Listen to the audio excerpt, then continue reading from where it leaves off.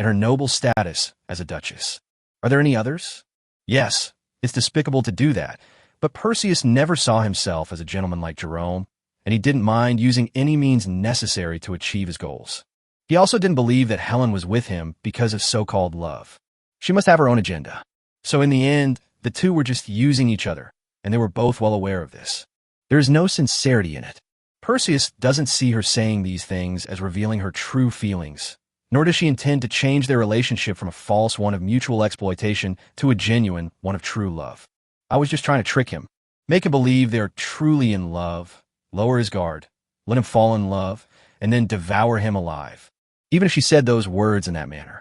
But Perseus couldn't rule out the possibility that she genuinely wanted to spend her life with him.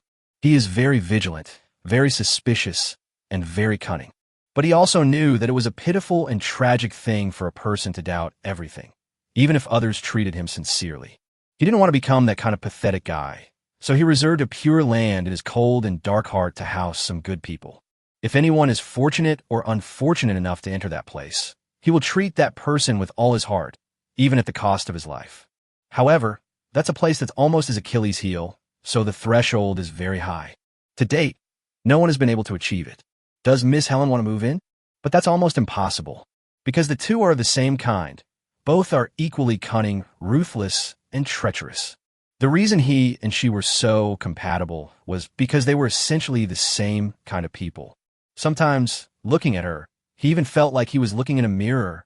But if there really was another version of himself standing in front of him in this world, the only thing he would want to do is kill him, because he knows how despicable and dangerous his other self is, because he knows he can never trust his other self, because he firmly believed that his other self would never be able to believe him.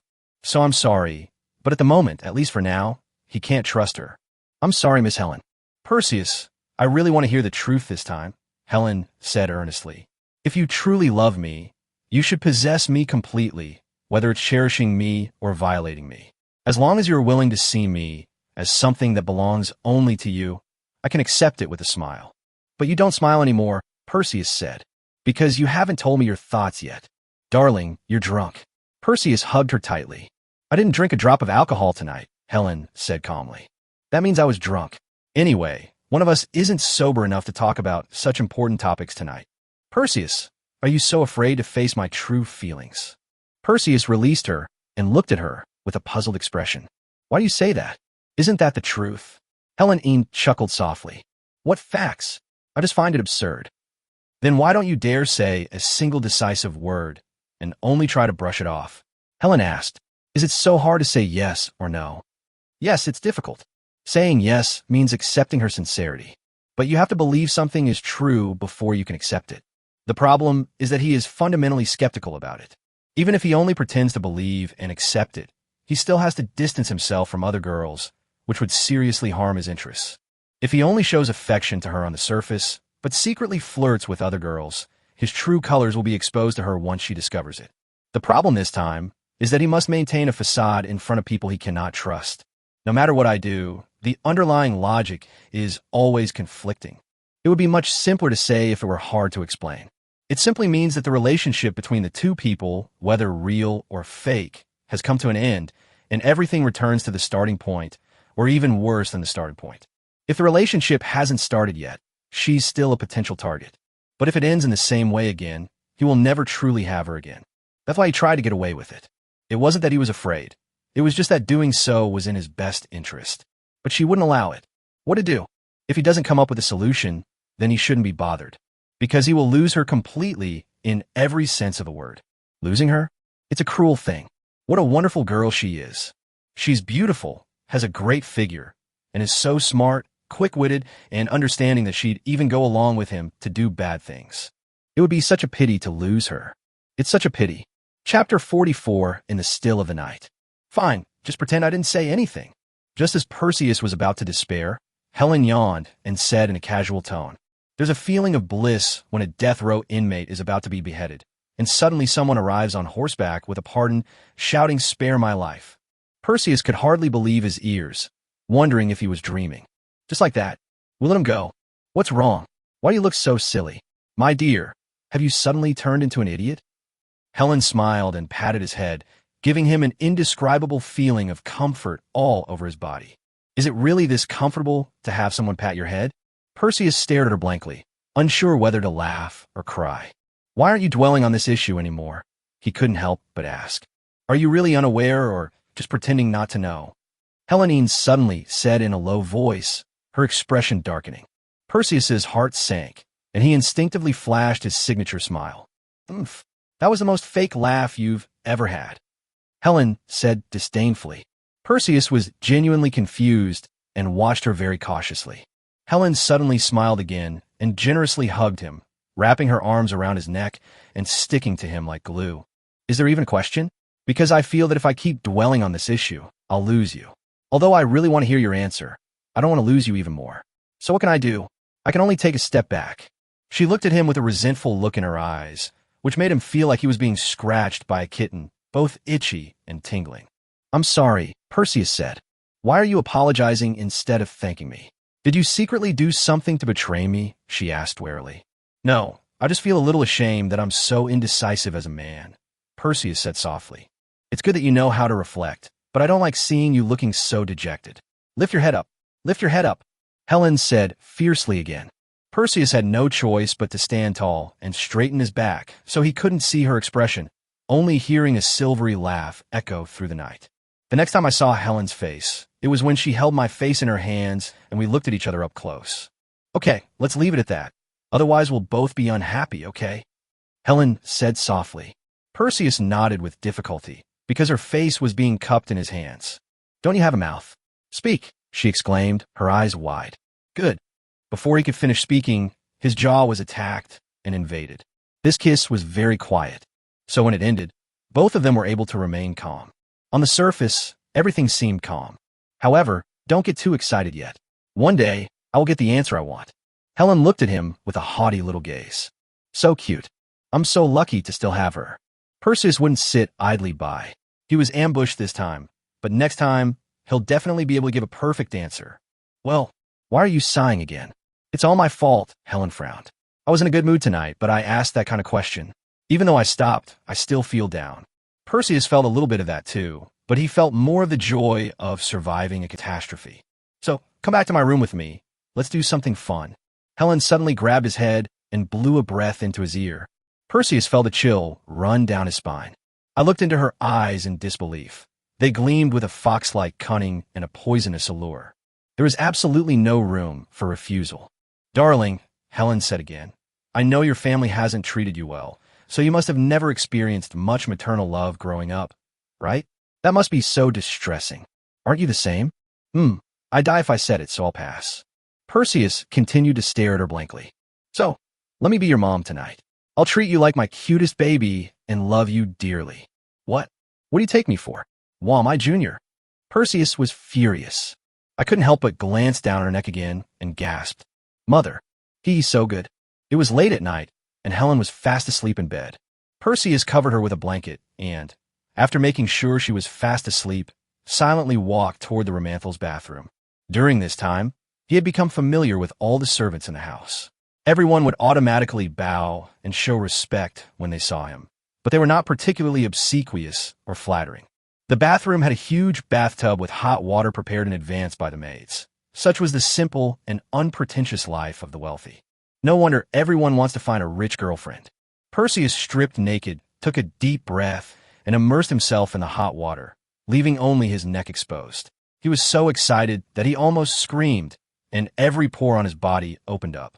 Unfortunately, Helen Keller, who was already exhausted, was not here. But if she were really there, he wouldn't be in the mood for a bath. Tonight was truly a thrilling night, like a roller coaster ride with its ups and downs. But being able to take a hot bath afterwards is also a blessing.